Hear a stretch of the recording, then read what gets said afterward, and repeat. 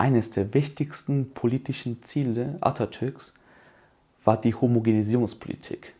Dies beinhaltet unter anderem die Türkisierung geografischer Namen. So wurde die Region Dersim durch das Gesetz der Verwaltung des Velayats Tunceli, das umgangssprachlich auch Tunceli-Gesetz heißt oder genannt wird, das am 2. Januar 1936 in Kraft trat, in Tunceli umbenannt. Der einstige Name Dersim wird weiterhin unter der Bevölkerung benutzt und es wurden sogar ernsthafte Bemühungen gestartet, um den Namen Dersim wieder zurückzubekommen. Erwähnenswert hierzu ist, dass die heutige Provinz Tunceli in Bezug auf den 1847 gebildeten Dersim Sancak nur Zentral-Dersim umfasst. In diesem Video geht es um die Bedeutung und Herkunft des Begriffs Dersim. Ich werde euch einige Thesen vorstellen, die versuchen, den Begriff Dersim zu erläutern. Bleibt dran und viel Spaß! Warum wurde die Region ausgerechnet in Tunceli umbenannt? Tunceli bedeutet Bronzeland und ist wohl darauf zurückzuführen, dass die Region reich an Erzen ist und der Boden an vielen Stellen kupferfarbig ist. Da aber El nicht nur Land, sondern auch Hand heißen kann, wird der Begriff Tunceli in politischer Absicht mit bronzener Faust interpretiert. Aber nun zum eigentlichen Thema zurück. Ich werde euch jetzt einige Thesen vorstellen. Vorab. Einige dieser Thesen sind ziemlich suspekt. Das liegt zum einen an der mangelnden wissenschaftlichen Untersuchungen und zum anderen an der politischen Absicht des Urhebers. Aber seht einfach selbst. These Nummer 1.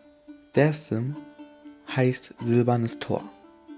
Die allgemeine akzeptierte bzw. populärste Auffassung ist, dass Dersim silbernes Tor heißt. Die These sagt, dass Dersim sich angeblich aus den kurdischen bzw. persischen Wörtern Der, was Tür heißt oder Tor, und Sim, was Silber heißt, zusammensetze. Dersim würde somit Silbertür oder silbernes Tor bedeuten. Der erste, der diese Behauptung aufgestellt hat, war der aus Dersim stammende Tierarzt und Aktivist der kurdischen Nationalbewegung Nuri Dersimi.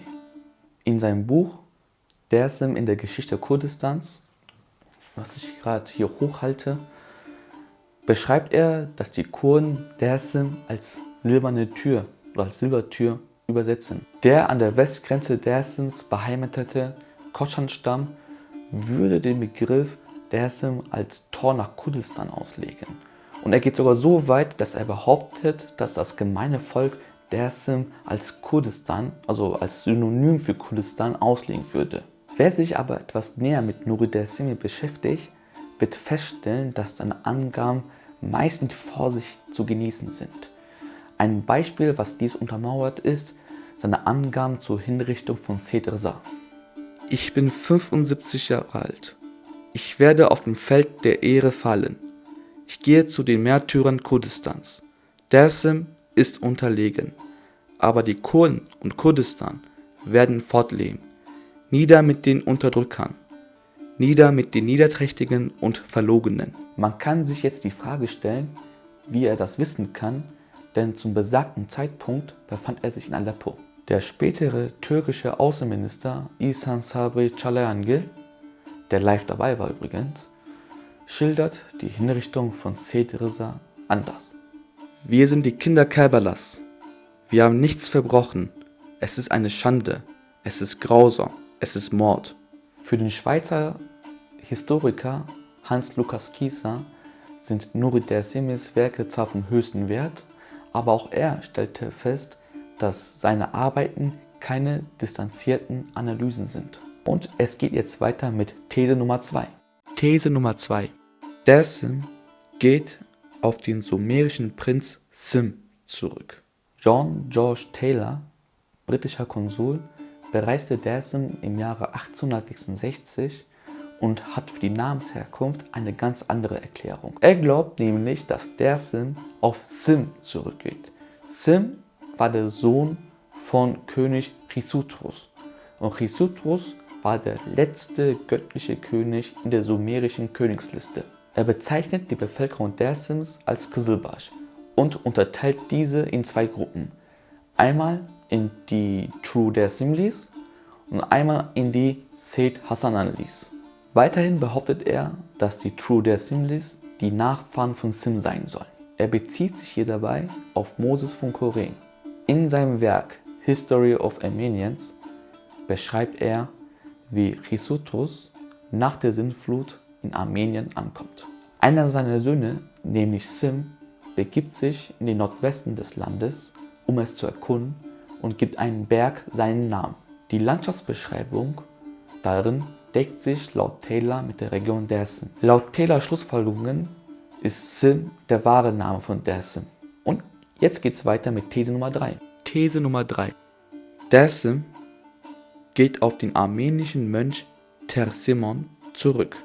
Der armenische Schriftsteller Halajian behauptet in seinem Buch Ethnographie der Dersim-Armenier, dass der Name Dersim auf einem armenischen Mönch, also im 17. Jahrhundert lebenden armenischen Mönch namens Tersimon, der zum Alevitentum konvertiert ist, zurückgeht. Tersimon soll einen Teil der Dersim-Armenier überredet haben, zum Alevitentum zu konvertieren, und hat auf diese Weise wohl denen das Leben gerettet.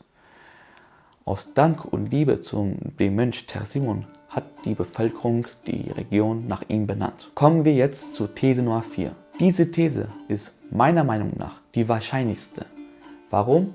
Das werdet ihr jetzt erfahren. These Nummer 4. Dersim heißt eigentlich Dessim und ist der Name eines Stammes.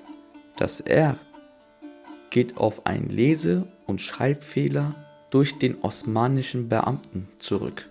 Was ziemlich banal klingen mag fürs Erste, macht am Ende aber doch schon Sinn. Mehmet Yıldırım, Doktorand an der Istanbuler Universität für Wirtschaftsgeschichte, hat hierfür umfangreiche Forschungen in den osmanischen Archiven angestellt. Er stellte dabei fest, dass vor der Tanzimat-Ära keine Befunde für eine große Region namens Dersim gibt.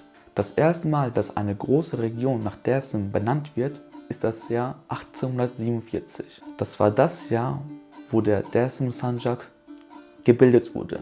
Davor wurde Dersim vielmehr für einen Stammesnamen verwendet als für eine Ortsbezeichnung. Dieser Stamm wird bis auf ein paar Ausnahmen in fast allen Dokumenten vor der Tanzimat-Ära als Dersimlu wiedergegeben. Der osmanische Staat registriert die Namen der Stämme und Gemeinden in einem Steuerregister und hängt am Ende des Namens immer ein L oder Lu an. In den Jahren 1518 und 1523 taucht der Name Dersim zum ersten Mal in den Aufzeichnungen auf.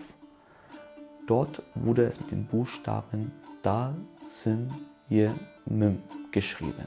Im Jahr 1541 wurde es mit Dal, Sin, Mim geschrieben. Seine Untersuchungen zeigen, dass mit zwei Ausnahmen bis in das Jahr 1847 nur Dersim geschrieben worden ist. Ab 1847 bis 1880 hieß es wohl Dersim, das einmal so geschrieben worden ist, und Dersim, das einmal so geschrieben worden ist. Und ab 1870 hieß es nur noch Dersim, das so geschrieben worden ist. Erwähnenswert hierzu sind zwei miteinander verknüpften Dokumenten, die aus den Jahren 1847 und 1848 stammen, als der Dersim Sancak gegründet worden ist. Während der osmanische Beamte aus Palu im heutigen Elazığ Dersim ohne R geschrieben hat, hat sein Kollege in Istanbul Dersim mit R geschrieben. Es stellt sich jetzt die Frage, ob das Hinzufügen von einem R eine bewusste Entscheidung war oder doch einfach nur ein Fehler, der unterlaufen ist. Wenn man sich die beiden Dokumenten anschaut, dann stellt man fest, dass es doch eher nur ein Fehler war. Wenn man sich das Dokument aus dem Jahr 1847 sich anschaut, dann stellt man fest, dass dort Shir Hasanlu ve Dersimlu steht und dass die Buchstaben Wav und Dal zusammen benutzt worden sind. Daher kann man davon ausgehen, dass der osmanische Beamte Wav mit Dal und Dal mit R verwechselt hat. Ein weiteres Argument, was er aufführt, ist, dass die ältere Generation aus Dersim, aber auch teilweise aus Bingöl und Elazığ, Dersim ohne R ausspricht. Die These, dass Dersim auf einen Stammesnamen zurückgeht, ist übrigens nicht neu. Bereits im Dersim-Bericht, welches der Generalkommandateur der Gendarmerie des Innenministeriums in den 30er Jahren erstellt hat und nur an 100 vertraute Personen verteilt hat, steht drin, dass Dersim auf den Namen eines Stammes namens Desman zurückgeht. Der Name dieses Stammes wird hier aber auch fälschlicherweise mit einem R wiedergegeben. Wie wir jetzt wissen, müsste es Desem heißen. Und Desem geht auf einen Stammesnamen zurück. Was heißt aber Desem überhaupt? Hierfür gibt es leider keine genaueren Untersuchungen. Der ehemalige Dersim-Abgeordnete Hüseyin Aygün hat hierzu im Parlament eine These aufgestellt. Laut ihm stammt Desem aus dem sasaischen Wort Des, was Wand oder Mauer bedeutet. Und Desem würde wohl dann heißen, so wie wendig oder mit Wänden versehen. Diese Behauptung untermauert er mit der regionalen Beschaffung Dersims. Dersim ist eine schwer zugängliche Bergregion. Man sagt auch im Türkischen Dersim dört içinde, was so viel wie Dersim liegt innerhalb von 4 Bergen bedeutet. So steht zum Beispiel in der Anklageschrift des Staatsanwaltes Hatemi Şahinoğlu gegen einige führende Persönlichkeiten aus Dersim wie Seyit Rıza folgendes: In den letzten 30 Jahren fand in Dersim 11 Mal eine Konfrontation mit der Armee statt. Sobald die Dersimer sich in der Klemme befanden, verzogen sie sich wie früher wieder mal in die Kutuderesi, Kalanderesi, Ali Boğaz und wenn dies ihnen nicht möglich war, auf dem Bakırberg oder Tujik Baba. Der Armee war es niemals möglich, Kutuderesi zu betreten oder den Bakırdağ zu besteigen. Fazit: Die Nichtbeachtung osmanischer Dokumente führten einige zu falscher Fährte. Die Erkenntnisse aus den Untersuchungen von Mehmet Yıldırım zeigen, dass der Ortsname Dersim auf den Namen Desimlu-Stamm zurückgeht. Was aber Dersim genau bedeutet, kann noch nicht gesagt werden. Somit sind wir am Ende unseres Videos. Ich hoffe, euch hat das Video gefallen. Schreibt mir gerne eure Meinung und bis zum nächsten Video.